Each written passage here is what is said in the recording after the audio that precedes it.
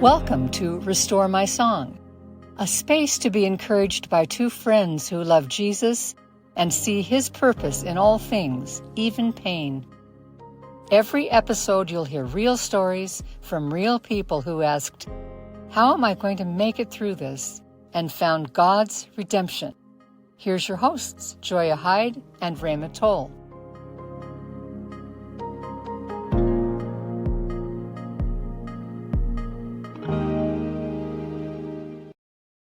Hey everyone, welcome back to Restore My Song. I'm Rhema. And I'm Joia. We're so glad that you could join us today. So we are currently in a season change where we all live, and that would be school is ending. Yay. Actually, just today it ended for my kids, and it always makes me reflect on, where we've been, how much we grew this year, funny moments. And I don't know why, but when we were getting ready for this podcast, I was thinking about this story. I think it was 2 years ago at the end of the school year. My son's teacher put a call out saying that they needed cupcake decorating stuff. And so I signed up to bring green frosting. Oh. And at the time, it was when my first husband, Matt, was actually pretty sick and life was chaotic, and it was like we both kind of barely remembered. We put it in this grocery order, and I didn't even know this, but they have these pouches now of the frosting that's already pre-colored, and we were like, this is so great. Okay. And so I just dropped it into my son's backpack and just kind of moved on with life, completely forgot about it. So then about a week later, I go to the walking gate at my kids' school, and my son, he was in first grade at the time, he comes running out as fast as he can. And he gives me the hugest hug and he goes, "Mom, you gave me the best snack I've ever had in my life today." He's like, "It was so good." I looked at his lips and they're just completely green. No. And my eyes get really big and I was like, "Wait, what? What just happened?" He's like, "Well, you gave me this pouch, this snack pouch." And I was like, "Well, why did your teacher let you eat that? That was for cupcakes." And he's like, "Well, we had a sub today." No. And so I got it out and it was so good. And I finally realized, like, I had totally forgotten to say anything to my son about it and the teacher, right? And so then I was like, why would this sub even think it was okay to let a kid eat? Why not? Maybe it was normal, frosting. And so, of course, he's just completely on this crazy sugar high, and we're walking home and he looks at me, he's like, "Can I have the rest of it right now?" And I was just like, no, absolutely not. And I can't be angry at you. I can only be angry at myself. But I personally emailed his teacher and I was like, "You'll never believe what just happened today. This is not your fault at all. This is totally my fault. But I promise I will never send green frosting as a snack." You'll at least mix up the colors, right? So I was like, "I'm sorry, I can buy another one." And she's like, "It's okay, we got enough." I just was like, complete mom fail. That's also wonderful. Yes. Does he remember this? He does, actually. He does. He does. It was. I don't know how you would forget our memories. Yeah, you can't. You can't come back from that. No, because that's what your tongue always wants now. Is that half a packet of green frosting? That's right. Oh man, wow. At least he only ate half. That's kind of how I pat myself on the back. Like, it's okay.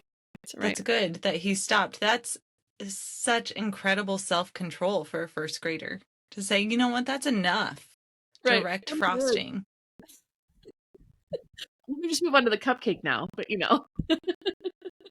I have heard, now, of course, I homeschool my kids, but I have heard, and I've seen on the internet that May is crazy, that they make you do all these things, bring in all these extra things, field days, spirit days, and I remember from school. So, congrats to all you moms who are finishing that. That sounds like a marathon. So, congratulations. It's gonna be a little crazy. Yep, we got to today and we're like, one more day, we got it. Now on to summer. Yeah. And we're going to be talking about these changing seasons and how God uses them in our lives. And I know, Rhema, that you are currently walking through a season change. So we're going to talk about that. We're going to talk about just the goodness of God, how he shows us, mirrors these season changes for us in nature, how we get to see them with the changing of the leaves, how things die and come back to life. There's just so much beauty in that. When I was preparing for this, I was reading in Psalms, and there's a beautiful Psalm in 104:19 that said, "He made the moon to mark the seasons. The sun knows its time for setting." Just a reminder that God controls it all. He controls nature's seasons, and he controls our seasons too. And we can trust him. Something that's remarkable to me is that we have this beautiful tree in our front yard, and we planted this tree when we moved in. So it's only about 5 years old. Every year in the fall, when it loses its leaves, it's so sad. Like, we almost feel grief because it's so pretty. And then it just loses all of its leaves. And we know that marks the start of really cold weather. Not our favorite season, right? But we get to trust that in just a few months, those leaves come back. It's remarkable to me, and I'm sure to you as well, but there's nothing we do. There's nothing that we have to control. There's nothing that we have to strive for. It just comes back. Oftentimes even prettier than it was before, as it's growing and changing and developing. So that's what we're talking about today, and I'm excited. Yeah, no, me too. That's great. But I would like to pray before we really dive in. Okay. Jesus, thank you so much for your goodness and your loving kindness towards us that is everlasting. No matter what we're walking through season-wise, whether it's a season that's been long planned or a season that has taken us by surprise, you are in control, and we're so grateful for that. We're so thankful that even in chaos, we can rest in your control. Please be with us as we speak into this podcast tonight. Give us words that help these listeners really just draw closer to you. In Jesus' name we pray. Amen. So are you good with change, Rhema? Do you handle change well? I think it depends on how much control I think I have over the change, which I know that it's a complete misnomer. There's actually really no control. Right. I mean, obviously I can make choices and point my nose towards the direction I need to walk in and go. And we've talked in previous podcasts about being like recovering planners and recovering perfection. I tend to feel really excited about change, especially if it's something where I know it's like a goal I've been really working towards. But then I often really deeply grieve when there's a sudden change. So sometimes I feel like when you allow yourself to carry that capacity of excitement, then when change comes from something hard or devastating, it's like you also feel that full range of emotions. And I feel like I know people who kind of more try to just stay in the middle and try not to be surprised or pleased, right? Or excited about change. They just kind of go, well, if I stay in the middle, whatever happens going to happen. And I tend to be more, I feel the full range of all the things. I would agree with you. I do as well.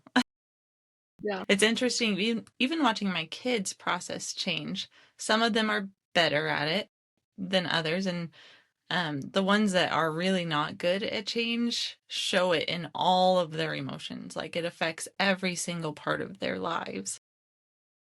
From what they eat for breakfast, Totally. down to the harder things. And I tend to be that same way. I have got so I want to talk about, why is that? Why are season changes so difficult for us, especially as believers? What is so deeply ingrained in us where we can't really process change? I mean, it takes us a while. No, it really does. And I kind of wonder if obviously we're more comfortable as creatures of habit, and God gave us the ability to establish habits, and that's a healthy thing too, right? It's like if we need to sleep, we need to eat well. I mean, all these different rhythms we have to have. but it is difficult when that gets shaken up. Right. Because I think about coming out of a season of raising littles. Like my youngest just came out of kindergarten, so I'm kind of out of the really little phase. But I just remember feeling so protective over nap time.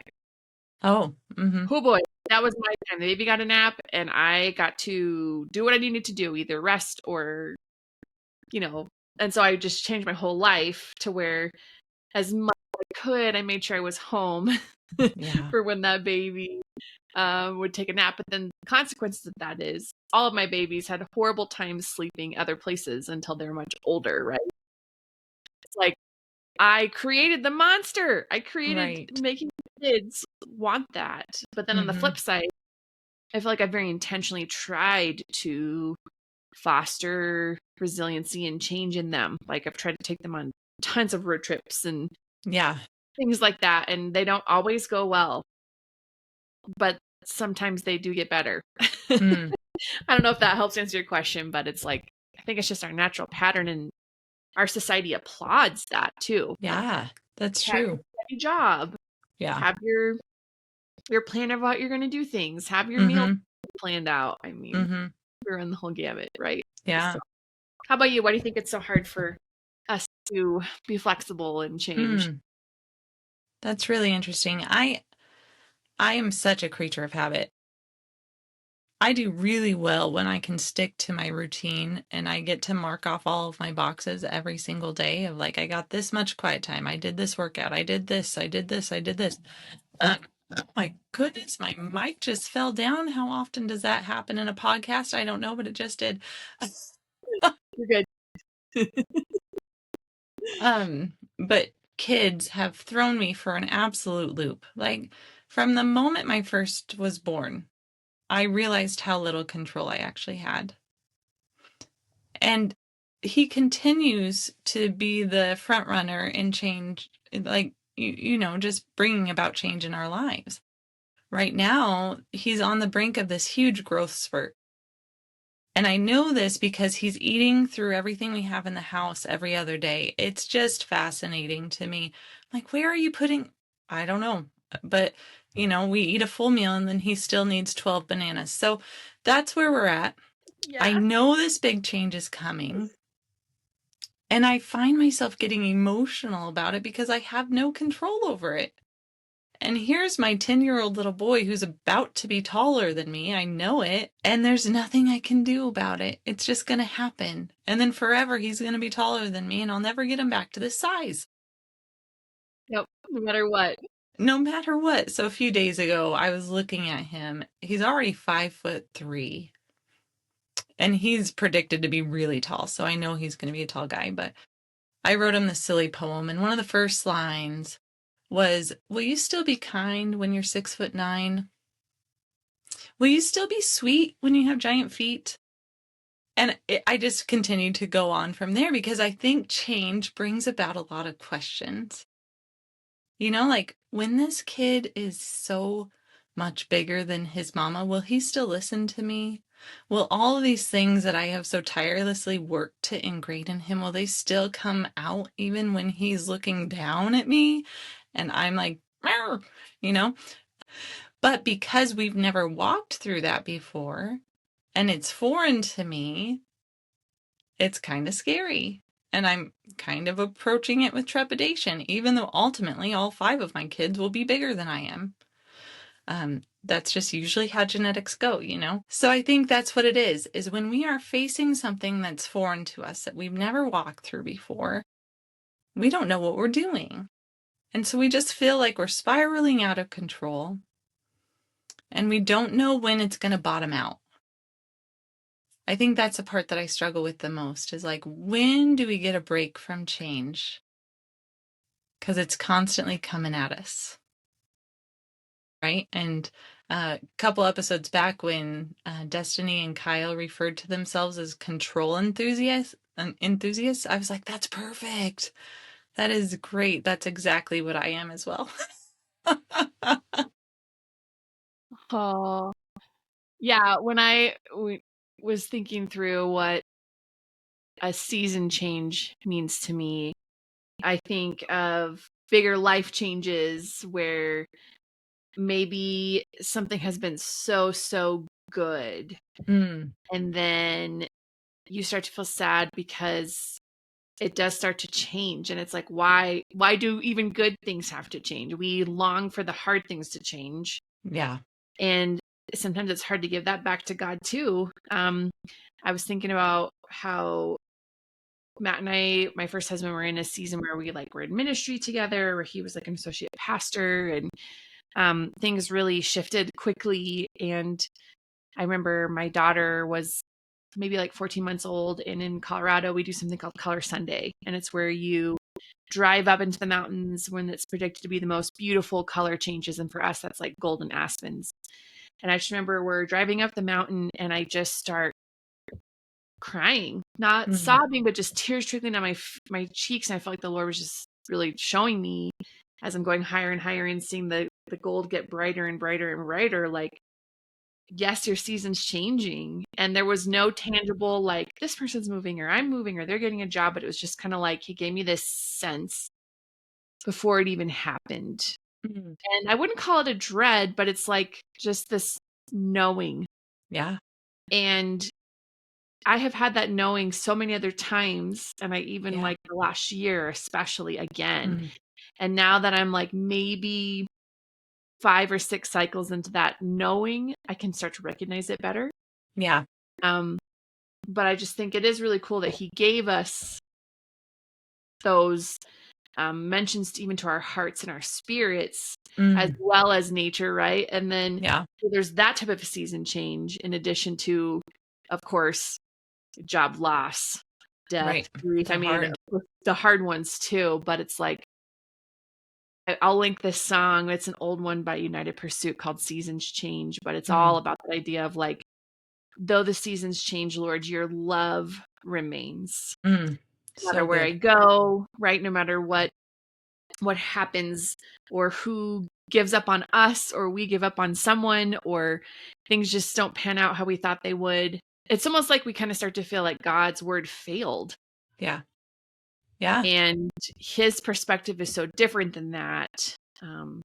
Yeah, even my aunt and I were talking about this the other day, because my grandmother, who just passed away a couple months ago, huge believer, wanted to really see crazy changes, like Jesus really showing up in her community, and just prayed and prayed and prayed for that, and then didn't really see it. Mm. And so we're kind of left processing, what does that mean? When we don't see how we thought God said things would turn out. It's like we layer our perception on what he said, if that makes sense, Yeah. versus him actually walking it out in front of us. Mm. And that's a disappointment too sometimes. It can feel like a failure when I don't think he ever sees it as a failure. Mm-mm. Mm-mm. Yeah, I've had a couple instances just recently where I've walked through something pretty difficult, and then the resolution to that difficulty became like the best part of my week or day or whatever. And thinking about how, if you don't walk through those hard situations, you oftentimes don't get to experience the good. And that's trippy to me to think about sometimes. But um, we do this thing with our kids at dinner time. We ask them what was the best part of your day. And then my husband and I will share too. But the other day, my 6-year-old daughter, she had this ring that she had been wearing for months and months. This little tiny ring, because she's got little tiny delicate hands, and so cute. I don't know why she's decided that she's going to wear this ring every day. No one actually knows where she got this ring, which is a mystery, but it's so cute. And for the first time, she lost it out in the grass, and no one knew where it was. The whole family was out there looking on their hands and knees in the grass. Oh. And we had to go to bed that night, and she was so tearful and so sad that she had lost this little ring. So I promised her that the next day I would help her look for it. And I was confident that the Lord would help me find it. But so it was the next day, and we didn't get back home until the afternoon. And so I go out there and I pray. I pray specifically that the Lord would help me look for this little ring that doesn't hold much significance to anyone besides my daughter, and her 6-year-old little heart. I kid you not, within a minute and a half, I found the ring. Like a needle in a haystack. There's no rhyme or reason to why I would have found this ring.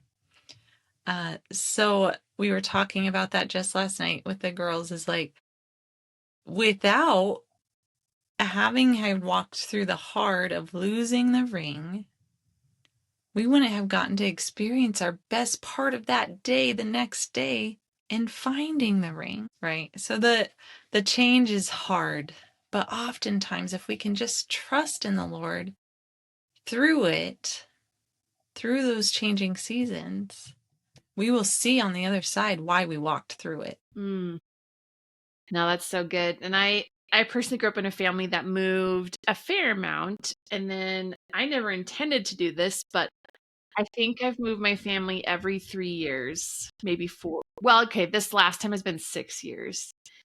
And, kind of in the season where most people would be settling in and just saying, this is where we are. Everyone's in, we got the schools we want, etc. Right.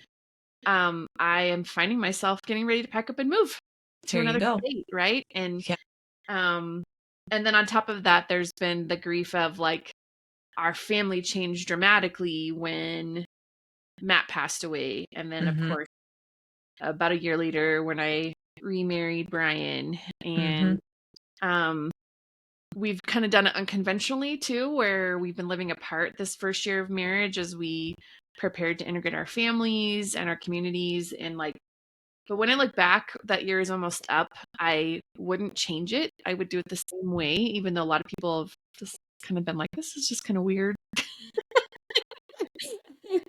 But like mainly just to see the shift in all of our hearts, has been beautiful. And I know we're preparing to move into like a blended family scenario full time. We have kids ranging from first grade till, mid 20s. Like, wow, we're going to be parenting and loving and living through so many different lenses. Right. And I just have to kind of look back and go, it's crazy, but I feel like God has prepared me every step of the way. And being willing to step out in faith each one of those times, when I think about my life shifts, he really has taught me something that I would need for this next time that the season is changing. So for me personally, it doesn't feel as fearful anymore because I've seen him show up and prepare me even for the hard stuff, not just the good stuff. So I'm like, if I was willing to ask for help, if I was willing to be humble, if I was willing to be unconventional, I think he loves to live in that space with us. Unconventional. Yeah, that's true. And that brings up another good point too, is that when we are free from the fear of other people's opinions to actually follow the Lord, because oftentimes his path does not look anything, I mean, I would say 100% of the time, his path does not look anything like what the world tells us it should look like. Right? And so then we are dodging these opinions left and right of, no, you should do this, you should do that. And saying, nope, I'm going to trust my perfect Father and I'm going to walk out on the water with him. Yeah. Right? Right. And it's so amazing to me. I would say almost certainly I have seen him more fully in those harder times of change than I have in just the good times. I mean, I felt him more closely in those times. Maybe that's a better way of saying it. Yeah. Absolutely. Because especially when we're walking into the unknown, like when we moved to where we are currently, I know a few people, but not a ton, and basically started a new church community, a new dentist. I mean, right? Like everything under the sun. Yeah. And it does feel so disorienting. I remember when we got here going to the grocery store, and that's where it hit me, was like, I don't know where all of my favorite stuff is at this grocery store. And I like kind of stood there frozen for 5 minutes, and I was like, okay, get it together, you got this. you can find your favorite stuff, right? Because we just don't realize how accustomed we've been to and how we don't have to think about those things that are automatic. Yeah. So if you see me in my new hometown of Cheyenne, crying in the grocery store, you know what's going on, and you can help me hopefully find my favorite brand of Please noodles. help her, folks. Just help her find what she needs. Just make it easy on her. That would be great. Oh, man. No, that's so true. And when we feel uncomfortable, we've talked about being uncomfortable a lot here, but I think the Lord actually likes when we feel uncomfortable sometimes because it pushes us to rely on Him more heavily and realize, oh, we don't know everything. Right. We do need your help. We do need your presence in this, even at the grocery store. Even at the grocery store. And I love that story of your daughter too, because it's like he cares about us at the grocery store, right? Right? Yeah. And once I leaned more into that of my identity of like, I'm dearly held, I'm deeply loved, Mm-hmm. and he cares about all the tiny details of my life, that makes it a little easier each time to deal with the uncertainty one day at a time of a season change, right? Because it's like we can always slow things down. And I feel like when we start to spin out too much on the whys and the whats and the bigger picture things, I don't know if you ever get into that headspace sometimes, but it's so easy to just worry and project about the future. And I feel like I've learned, especially through grief, is our brains can only handle so much, right? And so Mm-hmm. it is absolutely a gift I can give myself to slow down and just go, okay, I'm back to the basics. Like today I'm cooking myself something healthy. I'm going for a walk. I'm drinking my water. Okay, if I accomplish anything else, that's great. And it's like, sometimes we just think we have to just keep progressing and progressing and progressing higher and higher. I'm moving my hand higher and higher up the screen for those who are listening, right? And that's not how the seasons change. So how did the seasons change, Joya, when you were thinking about like nature and what God shows us through nature? How changed? So the most relatable aspect of nature's changes is that we don't get to control the timeline. Yeah. We don't get to control when the sun rises or the sun sets. We don't get to control when the grass grows or when the flowers bloom. We don't get to control when the leaves fall off the trees, but we know who does. And that's the most beautiful part to me is we know that if we can just surrender it to Him, that He's going to be with us, He's going to carry us. No matter what the wind throws at us, and you're moving to Wyoming, Rhema, so you're going to experience wind. So much wind.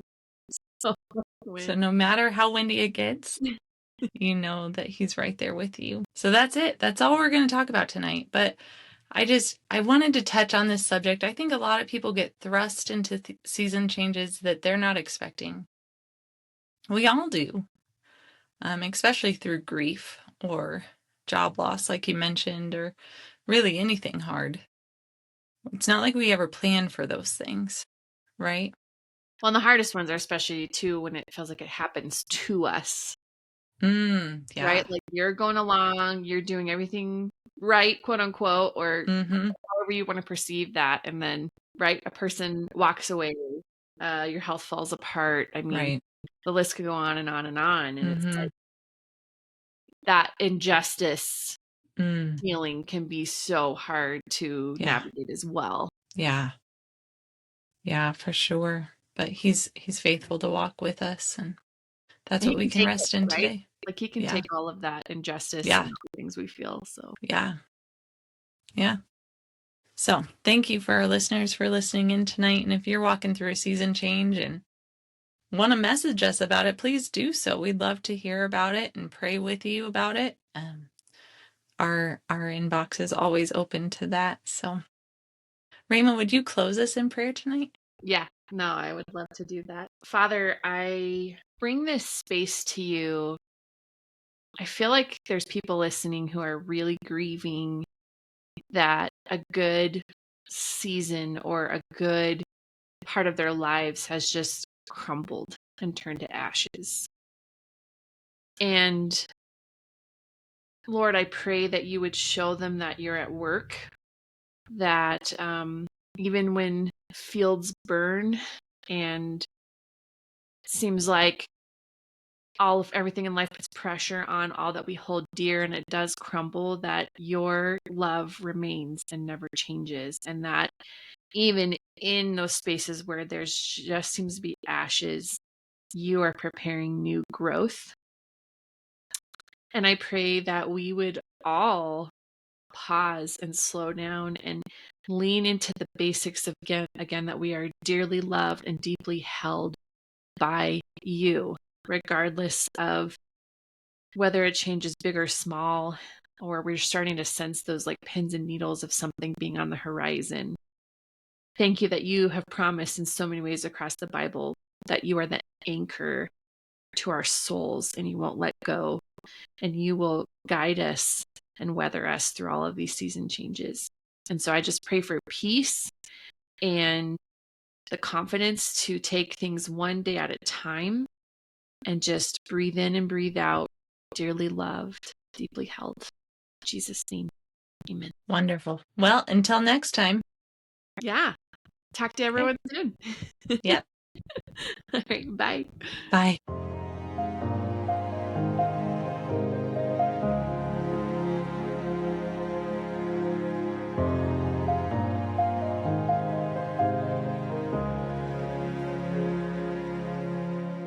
Welcome to Restore My Song, a space to be encouraged by two friends who love Jesus and see his purpose in all things, even pain.